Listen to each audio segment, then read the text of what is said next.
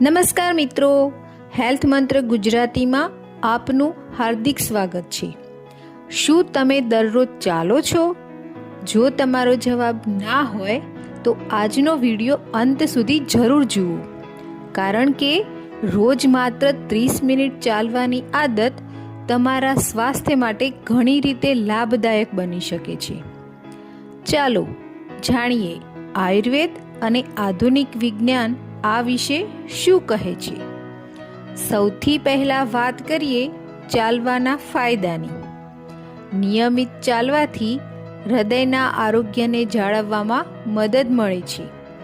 Blood શુગરને નિયંત્રિત રાખવાના પ્રયત્નોમાં પણ મદદ મળી શકે છે।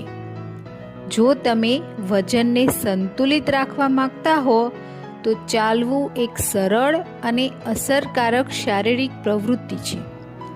આ ઉપરાંત નિયમિત ચાલવાથી તણાવ ઓછો કરવામાં, મનને શાંત રાખવામાં અને સારી ઊંઘ આવવામાં પણ મદદ મળી શકે છે। હવે વાત કરીએ આયુર્વેદની। અષ્ટાંગ હૃદયમાં વ્યાયામને દૈનિક જીવનનો મહત્વપૂર્ણ ભાગ માનવામાં આવ્યો છે।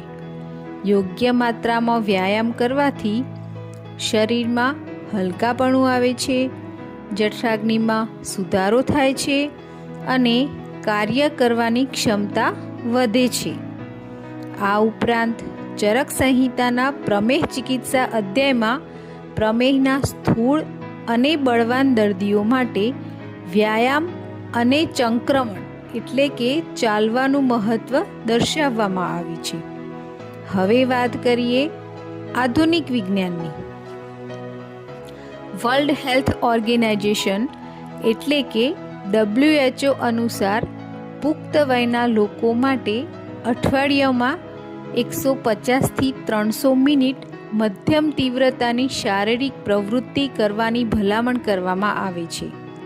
નિયમિત ચાલવું હૃદયના સ્વાસ્થ્ય, બ્લડ શુગરના નિયંત્રણ, વજનના સંચાલન અને માનસિક સ્વાસ્થ્ય માટે લાભદાયક માનવામાં આવે છે।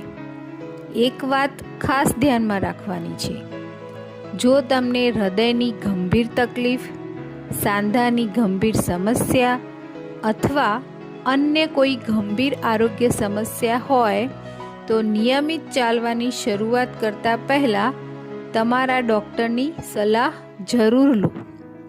આશા છે કે આજનો વિડીયો તમને ઉપયોગી લાગ્યો હશે। હવે કોમેન્ટમાં જરૂર જણાવો કે તમે દરરોજ કેટલા મિનિટ ચાલો છો। વિડીયો ગમ્યો હોય તો લાઈક કરો, તમારા મિત્રો અને પરિવાર સાથે શેર કરો અને આવી જ આયુર્વેદ અને આધુનિક વિજ્ઞાન આધારિત આરોગ્ય માહિતી માટે હેલ્થ મંત્ર ગુજરાતી ચેનલને સબસ્ક્રાઈબ કરવાનું ભૂલશો નહીં। ફરી મળીએ એક નવા અને ઉપયોગી વિષય સાથે। ત્યાં સુધી સ્વસ્થ રહો, જાગૃત રહો। ધન્યવાદ।